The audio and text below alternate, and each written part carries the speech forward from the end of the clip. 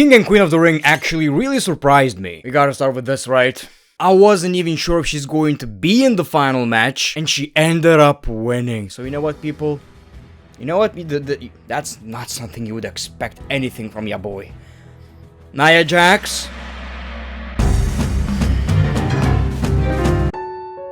Nia Jax used to be my enemy. Now, Nia Jax is my queen.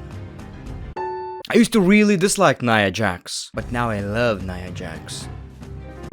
But even though I predicted most of the matches correctly, something like Gunther winning this match still surprised me. To put it simply, because of the plans, WWE revealed that the winner of this match is going to face a champion at SummerSlam. Now, first of all, that is absolutely amazing. I love this shit, right? I always complain about the fact that, yeah, you won King of the Ring, but what does that even mean? Yeah, your team won the Survivor Series match, but what does that even mean? So, Survivor Series should have a bigger stipulation too. So I'm happy with that. But I was almost sure that WWE have different plans. Okay, Drew McIntyre wins this match, so we get Drew versus CM Punk at SummerSlam. But now since Gunther won, we can't have this match anymore. Well, not for the championship. So this basically tells me that Drew is not winning the WWE World Heavyweight Championship. So it's really confusing. Yeah, CM Punk vs Drew McIntyre could happen without the championship, but Drew losing would really surprise me. There's also this possibility of Gunther going to SmackDown and challenging Cody Rhodes for the championship, but I don't see that happening too. I guess the plan is, which is something that I thought about as well, is Drew McIntyre winning the Money in the Bank briefcase and cashing it in on Damian Priest, doing the exact same thing that Damian did to Drew McIntyre. So it's like, yeah, the pay-per-view was predictable, but unpredictable in different ways. So people, let's talk about King and Queen of the Ring. The WWE Women's World Championship match, Becky Lynch versus Liv Morgan. So this was actually pretty good, one of the best Liv Morgan matches I've ever seen. But even though the match was nice, what I loved is the storytelling, because apparently Dominic Mysterio tried to ensure that Liv Morgan is not winning the championship because obviously she injured Rhea Ripley. So he tried to help Becky Lynch, it backfired, and Liv Morgan actually became the world champion. That's why you shouldn't have complained in the first place. Now this victory means a lot more. She finally beat Becky Lynch and now she's a champion. So yep, told you, you just gotta wait sometimes. Sometimes you just gotta wait, especially since Vince is not around. Stuff just kinda makes a bit more sense nowadays. But what's so interesting about this is that Dominic is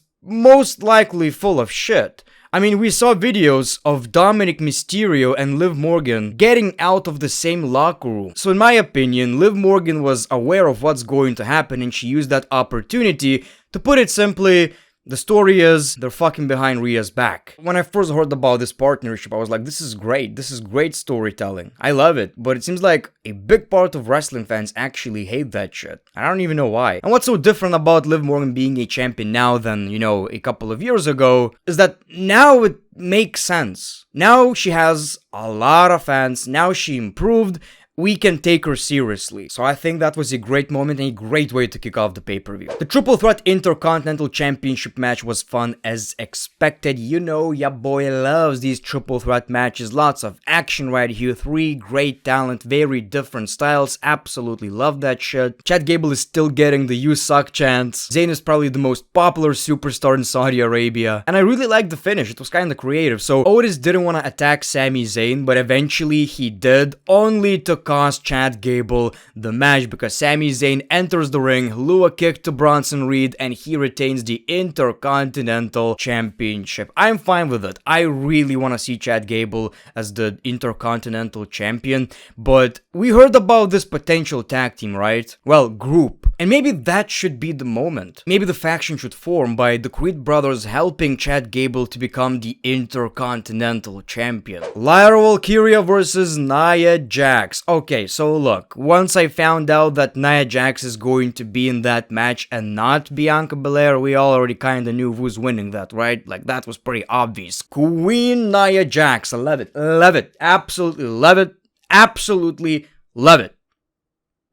No, but seriously, the match was fine, I like the finish, and she is your Queen of the Ring. She's going to SummerSlam. Bayley versus Nia Jax is not necessarily the most interesting match on paper, if I'm being honest, but, I mean, let's face the fact, Nia Jax improved quite a lot. I guess now the only reason to dislike Nia Jax is because of her personal shit, like the dumb shit she says on Twitter sometimes, but other than that, I'm okay with this decision, people. I'm okay with this decision. My queen won.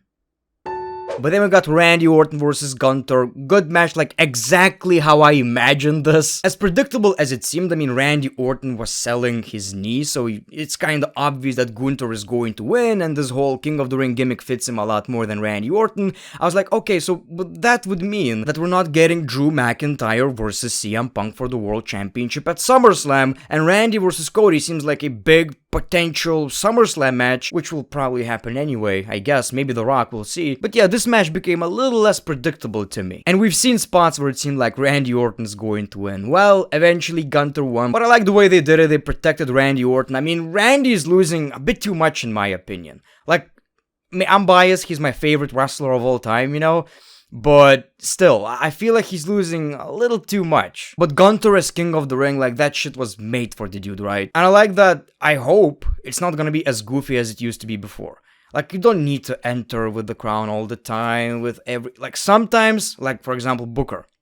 Great, it fits him. He made it work. Not everybody can. But man, I really didn't expect to see Gunther in a World Championship match at SummerSlam, so I'm really interested in what WWE are cooking right here. Finally, we got the undisputed WWE Championship match, Cody Rhodes versus Logan Paul. So I absolutely love this match. It's your typical Logan match. It's fun. The crowd was great. They were really into it. Logan and Cody hit all their signature moves. I could be wrong, I don't think Logan screwed up once during this match. Logan getting into it with Michael Cole was hilarious. And the whole match, the whole story, focused on brass knuckles. Sometimes it didn't even make any sense. Like, Logan, do you have your brass knuckles right here? He did. So they took those away from him, but it's like, he can have 1,000 of these. Like, that doesn't make any sense. Whatever the case may be, the match really heavily focused on that. Eventually, that's exactly what cost him the match. Cody Rhodes is still your undisputed champion, one of the most shocking moments of WWE in the past decade. Really shocked me. I was like, Logan has this. Logan has this. In all seriousness, great match. Loved it. But you know what, people? I kinda hope that was the end of this brass knuckle gimmick. I really hope that was the end. We've seen enough of the same finish. I'm tired of it. Let's stop pretending that Logan Paul can't win a match on his own. He's in the main event of these large pay-per-views. What's the point anymore, right? Dude has so many awesome moves, but the fact that his finisher is a punch, I hate that shit.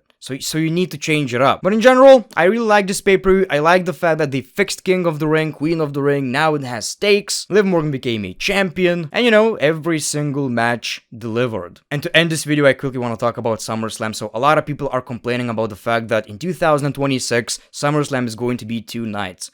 And to me, it's like, well, I'm a fan at the end of the day. I love that feeling when night 1 of WrestleMania ends, but I know that the next night I still have to watch WrestleMania. I get to watch WrestleMania. So if I'm being honest, I just don't see why would anyone complain about that. But anyway, people, thank you for watching this video. The Great One, peace, love, and hugs. It's been a pleasure.